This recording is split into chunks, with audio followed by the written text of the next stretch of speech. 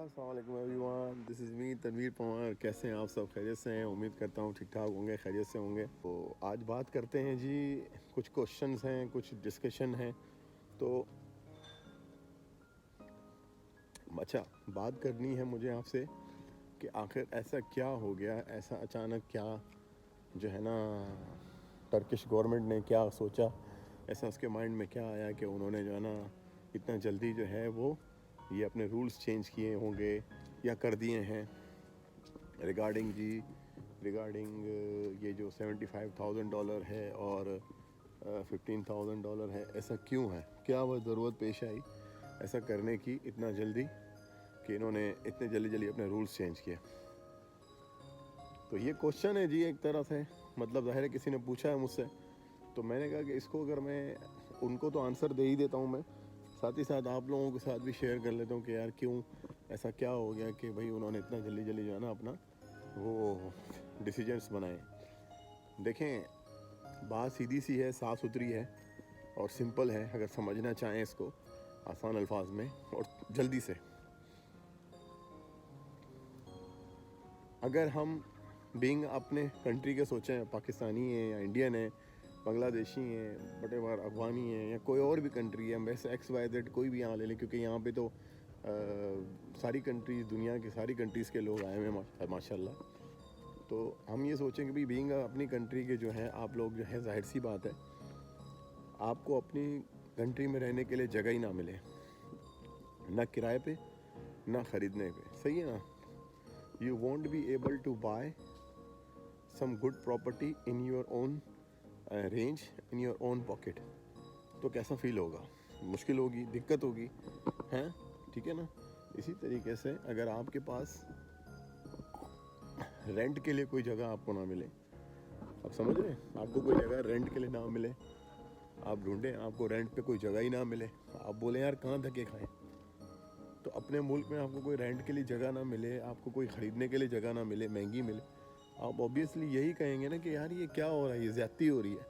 फिर आप ज़ाहिर है उसका रीज़न तलाश करेंगे, आप उसका रीज़न बोलेंगे कि भाई इसका रीज़न क्या है, क्या हो गया यार, अचानक ऐसा क्या हो गया। उसकी वजह ये पता चले कि यार आपका निज़ाम इतना अच्छा है, इतना सिस्टम अच्छा है कि पूरी दुनिया दौड़ी चली आ रही है।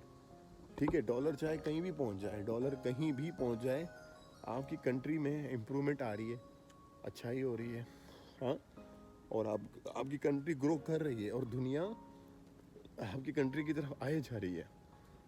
तो जाहिर सी बात है आपकी प्रॉपर्टी भी ग्रो करेगी, सही है। आपके यहाँ जो रेंटल इनकम है वो भी बढ़ेगी, यानी कि जो जिस घर का किराया 1000, 1500, 2000, 3000 होना चाहिए, उसका आप उसके 5-5 हज़ार, 6-6 हज़ार रुपये, 10-10 हज़ार रुपये दे रहे हो।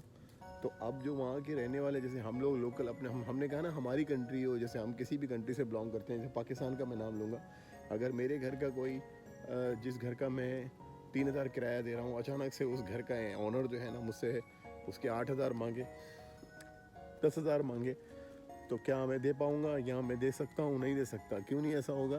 क्योंकि जाहिर सी बात है हम कहेंगे कि यार ये तो 3000 वाला था, आप उसके 8-10 हज़ार क्यों मांग रहे हो। सेम पोजीशन यहाँ पर हो रही है, फॉरेनर इतने ज़्यादा हैं, इतने ज़्यादा हैं। ये अवाम का समंदर आप देख सकते हैं, सही में यहाँ पे जो है ना इस्तांबुल से TRC ख़त्म हुई है भाई। इतने लोग यार, इतने लोग यहाँ पे। वैसे वीडियो निकालना मेरे लिए सेफ़ नहीं है, लेकिन मैं ये आपके लिए जो है ना रिस्क ले रहा हूँ, क्योंकि जाहिर सी बात है आप लोगों को भी तो पता चले। इतनी रश कि उनको जो है ना अकोमोडेट करने के लिए, पूरा करने के लिए जो यहाँ के लोकल बंदे हैं वो अपने लोगों को दे ही नहीं पाते। क्यों नहीं दे पाते? क्योंकि ज़ाहिर है वो आर्ग्यूमेंट करते हैं, वो कहते हैं यार मैं तो 2000 रुपये दूँगा, 2500 रुपये दूँगा, हद से हद 3000 रुपये दूँगा, और ये उसी 3000 वाले की जगह 8000 मांगते हैं, 7000 मांगते हैं, 10,000 मांगते हैं किराया। तो फॉरेनर तो क्योंकि यहाँ से जब किसी भी कंट्री से जाता है तो स्ट्रॉन्ग होके जाता है कि यार मैं इमिग्रेशन करने जा रहा हूँ, मेरे पास पैसा तो होना चाहिए, खाली जेब तो मैं नहीं जाऊँगा। समझ रहे मेरी बात को? तो उसके बाद डॉलर्स होते हैं, वो डॉलर लेके जाता है। तकरीबन पूरी दुनिया से जो लोग आ रहे होते हैं, तो जो इमिग्रेशन के लिए या सेटलमेंट के लिए आते हैं तो वो $2 लेकर आते हैं, ये बात इनको पता है। तो इसी तरीके से ज़ाहिर है लोकल्स को जो है ना घर नहीं मिलते। ये तो एक बात हुई। अब दूसरी बात पे आते हैं। एक तो घरों की परेशानी, रिहाइश की परेशानी, ना इनका अपना लोकल बंदा ना घर ले पा रहा है, ना रेंट पे रह पा रहा है। फिर दूसरी बात आप ये करें काम की, जॉब की।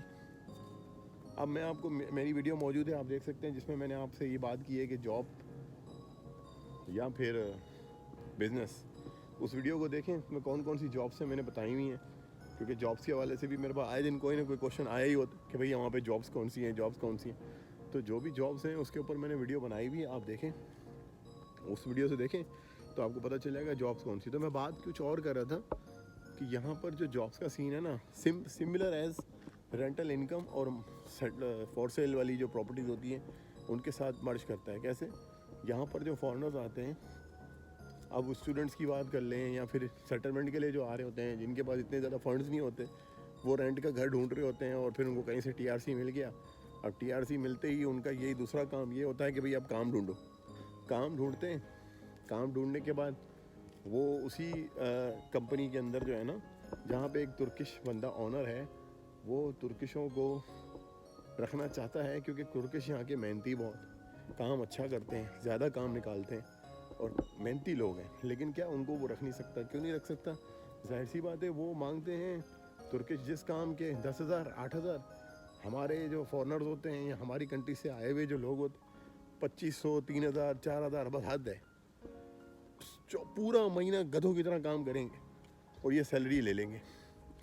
तो वो जब किसी भी कारोबार का आप कह लें, उसके जो मालिक है, जो जॉब देता है या जो प्रोवाइड करता है नौकरी, वो तो ये कहेगा ना, यार मैं पागल हूँ, मैं 4,000 की जगह 8,000 क्यों दूँ? कोई तुर्किश आता है ठीक है, नहीं आता ना आए। वो ये थोड़ी सोचेगा कि यार मैं अगर तुर्किश हूँ तो मैं तुर्किश को ही रखूँ, ये बहुत ज़रूरी है मेरे लिए। नहीं, उसके लिए ज़रूरी नहीं है। तकरीबन यहाँ पे यही है। और वो बड़ा खुश होते हैं। वो आपसे कुछ पूछते ही नहीं है, ना आपसे TRC पूछते हैं, ना आपसे पासपोर्ट पूछते हैं, ना आपसे कोई चीज़ पूछते हैं। बस उनको तो खुशी इस बात की है कि यार ये लोग आते रहें, ये दबा के यहाँ से अपने अपने मुल्कों से लुटे पुटे हुए आते रहें और हमारे पास जो है ना 2,500 3,000 में काम करें। तो बस उनका उल्लू सीधा हो जाता है और वो गधों की तरह काम कराते हैं। मैं आपको सही बोल रहा हूँ, जो हकीकत है, गधों की तरह काम कराते हैं। वो इतने सियाणे हैं। और इनके अपने तुर्किश जो हैं, वो एक तो 8,000 10,000 सैलरी मांगते हैं। काम तो वो तेज़ करते हैं, लेकिन वो नखरे बर्दाश्त नहीं करते, एटीट्यूड बर्दाश्त नहीं करते, समझ रहे हैं?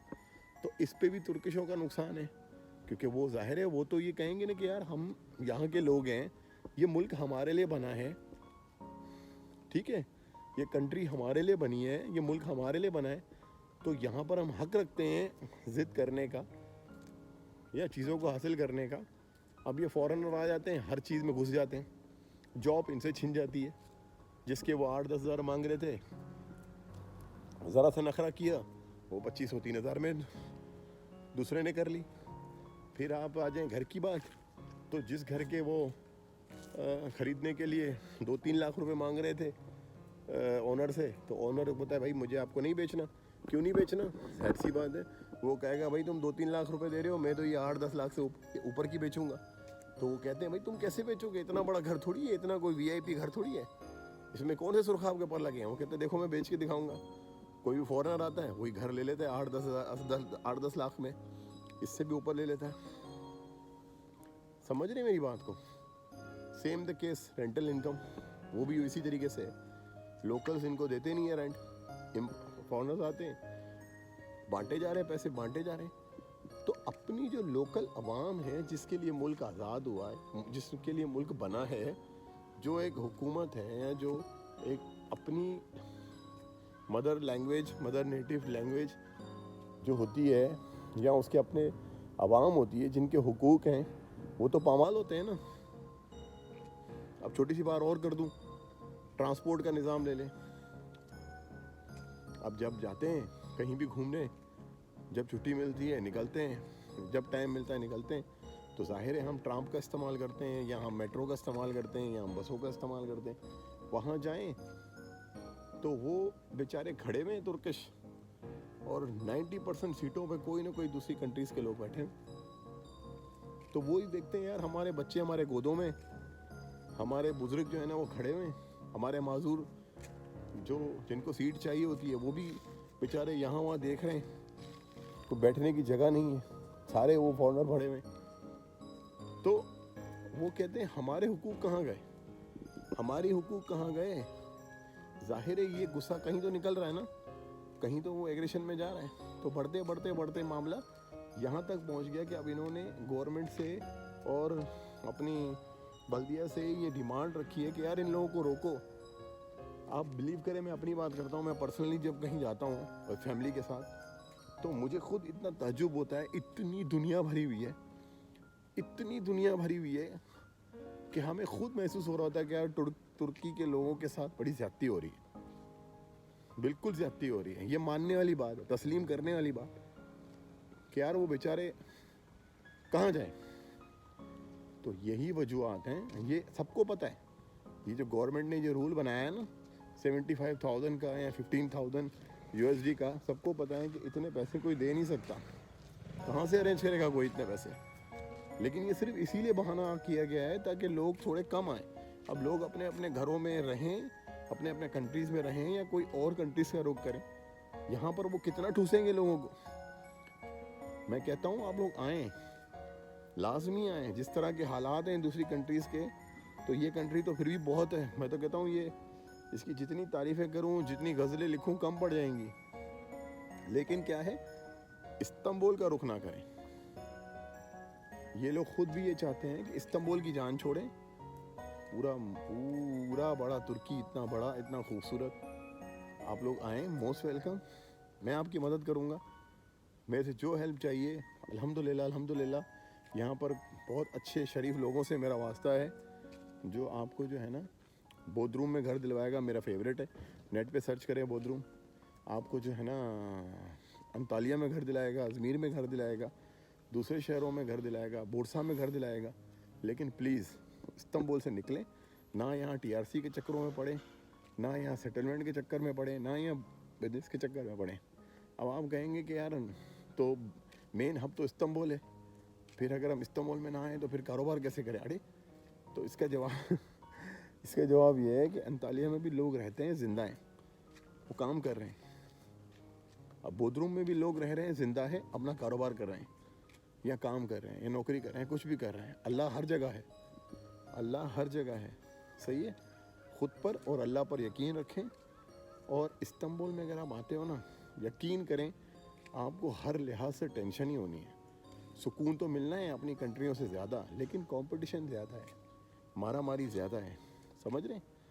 तो सुकून की लाइफ के लिए आना चाह रहे हैं ना, जाहिर है कि आप लोग यहाँ क्यों आते हैं, यहाँ क्यों आना चाह रहे हैं, सुकून के लिए चाह रहे हैं, पीस ऑफ माइंड चाह रहे हैं, फैमिली की वो चाह रहे हैं। और TRC चाहिए, वो भी अच्छी जगह से लो, ये भी अच्छी जगह है, लेकिन थोड़ा सा रिलैक्स माइंड में लो, अच्छी कंट्रीज़ में लो, और अच्छी सिटीज़ में लो, सॉरी, जहाँ से आपको TRC आराम से मिल जाए, कोई प्रॉब्लम ना हो, समझ लें।